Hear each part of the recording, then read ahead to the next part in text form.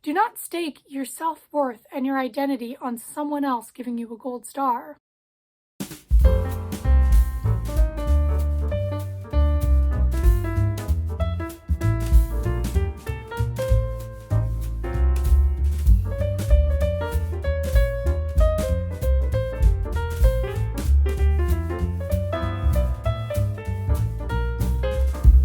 Let's review some basic psychology. Freud's psychoanalytic theory breaks down our thought process into three main identities: the id, the ego, and the superego. The id is usually portrayed like a demon on our shoulder, telling us to slack off and eat chips and just not get any of our work done. But let's not picture that. Instead, let's imagine a baby. Babies are instinctual. They're not evil. They don't know why they cry. They just do, and it's up to us, our inner parent, to figure out what's the issue. The superego is the other extreme. It's often portrayed as an angel on your other shoulder, basically representing who you want to be, how you want to act, always doing the right thing. This ideal is often dictated by your childhood and made up of your morals and beliefs. The superego doesn't want you to just succeed in your dream career, but to please your parents, to get a boyfriend, to be a size 2 at all times. And not surprisingly, this identity houses the perfectionist mentality. Both facets of your personality want satisfaction, just in different ways. The id wants satisfaction in the form of comfort, while the superego wants satisfaction in the form of societal acceptance. Now, the ego is a manager of these two personas. It values morals and realism. In other words, the ego's job is to take both of these perspectives into account, both the id and the superego, and make decisions. A film example of this is in Alfred Hitchcock's Psycho, and there's an amazing video up on YouTube done by the YouTube channel named, I forget the name. Is This Just Fantasy? And I'll link their video essay on Psycho down in the description below, but it is incredible. It does spoil the ending, so if you haven't seen Psycho, go watch it because it's an amazing film, first of all. But second of all, so you can watch this amazing video talking about Freud's psychoanalytic theory.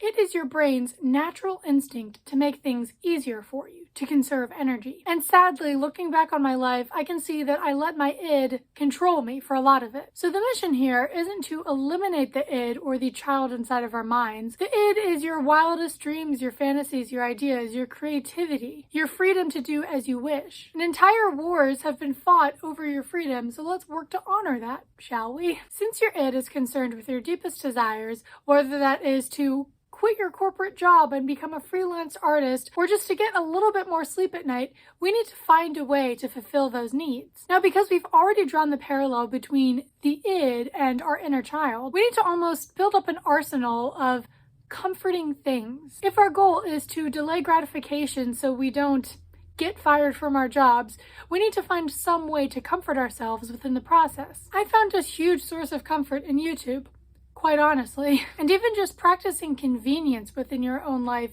is really beneficial. So one of my main goals that my id just did not like was the fact that I wanted to get used to getting up earlier. And I really tried to think long and hard, like, why do I hate getting up so early? It's not because of my sleep pattern, even though I can see that's a deterrent for a lot of people. But I was getting enough sleep, so why did I hate getting out of bed so much? And I realized it was because of something as simple as being cold.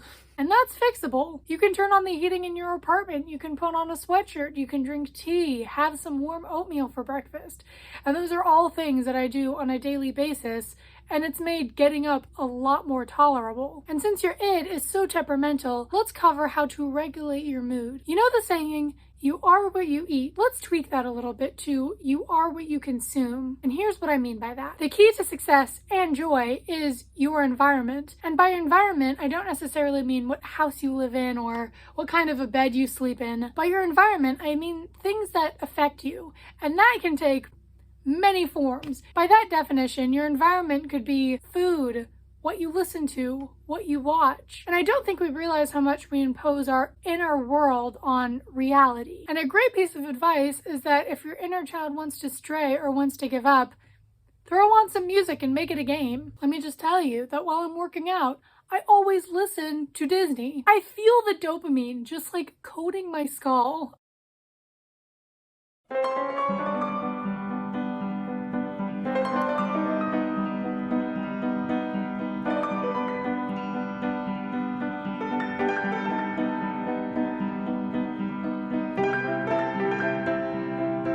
the superego might seem like the smart, responsible, perfectionistic one, it definitely should not function on its own. It shouldn't control our lives, which is so contrary to hustle culture. And before even researching for this video, I thought that the superego was to just keep you in check. I thought that it was the good part of your personality and the ego was the bad part of your personality. But the superego is made up of society's ideal version of you. And if you fail to meet these superficial standards set by the society you've constructed in your mind, it can unfortunately use guilt to keep you in line, which explains just so much shame throughout my life. The superego is a great tool in your personality to drive you to your goals and to get stuff done, but it shouldn't control your life. So for example, if a child grows up in a household that discourages creativity and encourages the need to get a real job, which just means I don't know, a traditional corporate 9-to-5 probably, the superego will absorb and adopt this mentality. And I finally understood that the superego was not the end-all be-all of my life. And this also meant that I spent a lot of time incorporating activities to create and to just have fun. So I would encourage all of you to sit down with those societal expectations you have given yourself and to really confront them. Are they absolute truth, or is that just what you've been told? Some of these expectations might be, I have to get married before 30 in order to be happy. I have to be beautiful in order to find a life partner. I have to be skinny to be a good and healthy person. I have to find and get my dream job as soon as possible, and if I don't before 30, I'm a failure. Art isn't essential to society. I should get a real job and stop wasting my time. Now let's confront all of this garbage we let into our minds. Now, since our brains aren't even fully developed until age 25, it makes sense why we'd want to save such a monumental life decision for later in life, even if it's out of our control, which is something else I'd like to talk about. And that is hookup culture. Because we can meet people on dating apps really easily, and because the age that people are settling down are getting later and later and later in life, it's not our fault if we can't find someone right away. I'm only 23. I am so young. I've got so much time, hopefully.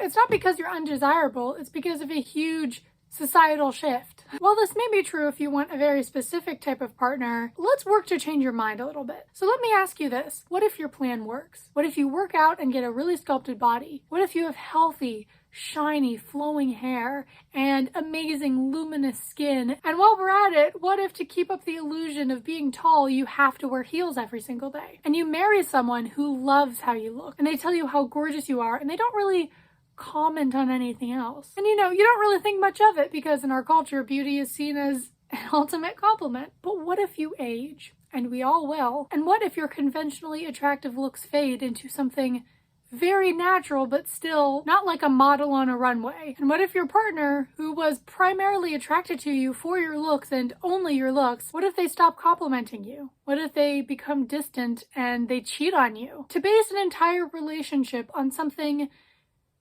honestly superficial, it's just not a smart move. More and more studies are coming out that you don't have to be a size 0 to be healthy. And especially, it does not represent your morality and who you are as a human being. The ecosystem that is your human body is far too complicated to put it in a box labeled get skinny or else. And the actual benefits of healthy habits, which are making your body stronger and more efficient and really taking care of and appreciating it. You do not exist to lose weight, you exist to live. Now this could not be further from the truth. Not everyone can make a sustainable living off of their passion. And specifically, if we're talking about the arts, that job field is a bit like acting. There are a lot of people auditioning for the really cool job, and there's only so many roles that can be filled. And while we're sent the message that we have to do our job as our passion and we're wasting our life if we're trying to be sensible and support ourselves with a decent paying job, in reality, there's only so much supply and demand. And this also doesn't mean that you're wasting your time by trying or that your efforts are in vain.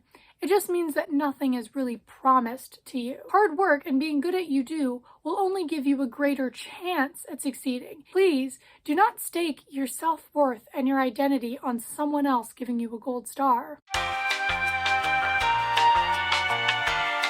Now, if art didn't exist, I wouldn't exist. Can you imagine lockdown or a world in general without books, movies, music, crafts?